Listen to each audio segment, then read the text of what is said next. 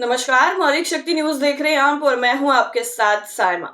इस साल के आखिर तक बिहार में विधानसभा चुनाव होना है।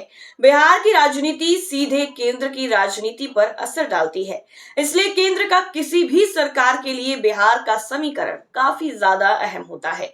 बिहार की राजनीति कब और किस तरह से करवट लेगी, ये कहना तो मुश्किल होता है।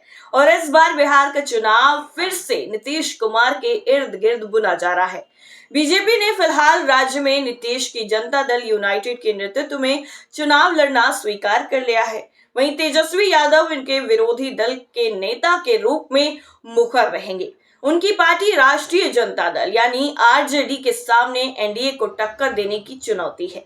एनडीए में साल 2020 के पिछले बिहार विधानसभा चुनाव में चिराग पासवान के तौर पर दरार देखी गई थी और इसका फायदा आरजेडी ने उठाया था। बिहार की राजनीति की दिशा चुनावी साल में क्या है? क्या नीतीश कुमार के पास ही अब भी राज्य में जीत की चाबी है? क्या बीजेपी अकेले दम पर बिहार में निर्णायक बढ़त हासिल करने की ताकत बना पाई है? क्या तेजस्वी यादव के नेतृत्व में राजद एंटी इनकम्बेंसी को भुना पाएगी? कांग्रेस के सामने क्या विकल्प है और छोटी पार्टियों का समर्थन किसका बेड़ा पार लगाएगा? इन सभी सवालों के जवाब आज आपको इस पूरी खबर में देने वाले हैं। दरअसल चुनाव से पहले ही राजनीति गरमाई हुई है। बिहार चुनाव विधानसभा है और अब इसमें तपिश बढ़ गई है। चुनावी समीकरण भी अब आकार ले रहे हैं। ऐसे में एक बार फिर से चुनावी गठबंधन की बात जोर शोर से उठ रही है। बिहार का चुनाव इस बार कई मायनों में बहुत अहम होने वाला है। इसको लेकर बीबीसी संवाददाता सीतू तिवारी ने अपने विचार व्यक्त किए हैं। उन्होंने कहा है कि बिहार चुनाव में नेताओं के भाषण बहुत ही कसैला और कड़वा होने जा रहे हैं। बजट सत्र में ही इसकी झलक दिखाई देने लगी है। तेजस्वी हो या फिर नीतीश, दोनों ही व्यक्तिगत हमला कर रहे हैं। एनडीए हो या फिर इंडिया गठबंधन, दोनों तरफ से व्यक्तिगत हमले हो रहे हैं। आगे उन्होंने बताया है कि नीतीश कुमार सदन में तेजस्वी को बच्चा कहकर बात करते हैं। इस तरीके से वो उनके कद को कम करने की कोशिश करते हैं। नीतीश का कहना है कि उन्होंने तेजस्वी के पिता लालू यादव के साथ राजनीति की है, ऐसे में वो उन्हें क्या सिखाएंगे। उन्होंने बताया है कि आरजेडी नेता तेजस्वी यादव इस समय नीतीश कुमार के साथ ही उप मुख्यमंत्री सम्राट चौधरी का भी राजनीतिक हमला झेल रहे हैं। इसके साथ ही अन्य नेता भी तेजस्वी यादव पर हमलावर हैं, लेकिन तेजस्वी यादव भी डट कर सबका सामना कर रहे हैं। क्या बदलेगा गठबंधन का समीकरण, ये सवाल भी है। दरअसल इकोनॉमिकल टाइम्स के deputy political editor Rakesh Chaturvedi का कहना है कि राजनीति में अनिश्चितता तो रहती है, लेकिन बिहार में बीजेपी ने ये स्पष्ट कर दिया है कि एनडीए विधानसभा का चुनाव नीतीश कुमार के नेतृत्व में ही लड़ेगा।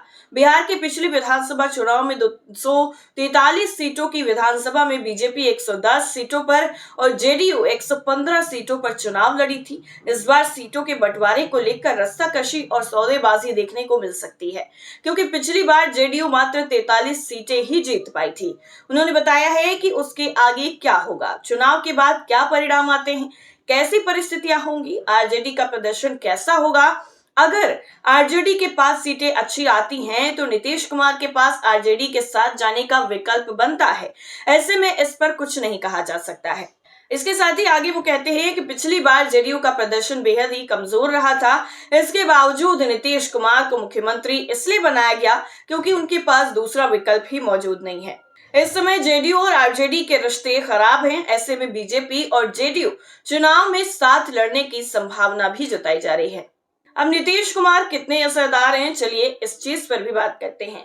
दरअसल लोक नीति सीएसडीएस के सह निदेशक संजय कुमार का कहना है कि नीतीश कुमार की साख अब पहले जैसे नहीं रही है। उनकी राजनीतिक निष्ठा पासी की तरह पलटती रही है, इसका नुकसान भी हुआ है।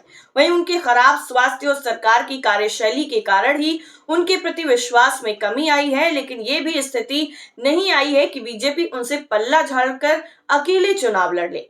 उन्होंने बताया कि फिलहाल बीजेपी अभी आश्वस्त नहीं है कि वो अकेले चुनाव लड़कर चुनाव जीत सकती है।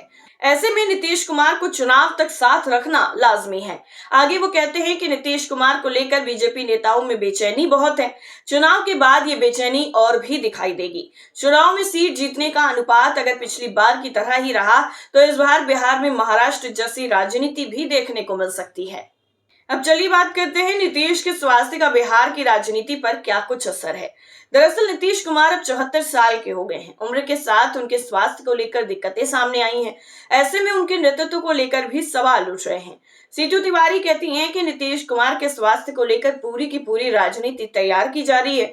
साल 2005 में जब नीतीश ने सत्ता संभाली थी तो ये कहा जाता था कि वो बहुत अच्छे शब्द बोलने वाले व्यक्ति के पास सत्ता आई है। इससे इतर पिछले दिनों में उनका भाषण देखें, उनका स्टाइल देखें, वो कैसे गुस्सा हो जा रहे हैं। सभी महसूस कर रहे हैं कि उनका स्वास्थ्य अब अच्छा नहीं है। नीतीश कुमार ने अपने बाद दूसरी पंक्ति का कोई नेता उभरने ही नहीं दिया और 23 साल से पूरी जेडीयू उनके ही इर्द गिर्द घूम रही है। जेडीयू में दूसरी पंक्ति में अब निशांत कुमार को आगे किया जा रहा है, लेकिन सवाल यह है कि 40 साल की उम्र पार कर रहा व्यक्ति क्या राजनीतिक विरासत को संभाल पाएगा। सीतू तिवारी कहती हैं कि नीतीश कुमार के पास 14% वोट है और बीजेपी भी इस बात को मानती है। यही वजह है कि नीतीश कुमार जिस तरफ जाते हैं जीत उसी की होती है। इसके साथ ही और भी कई फैक्टर्स पर बिहार में बात की गई है, जिसमें इस बार की राजनीति को काफी ज्यादा दिलचस्प बताया गया है और इस बार का विधानसभा चुनाव भी बहुत अहम होने वाला है। वैसे आपको क्या लगता है कि बिहार में इस बार क्या कुछ समीकरण बनेंगे? कमेंट करके जरूर बताइए। फिलहाल के लिए इतना ही। बाकी खबरों के लिए जुड़े रहिए मौलिक शक्ति न्यूज के साथ। नमस्कार।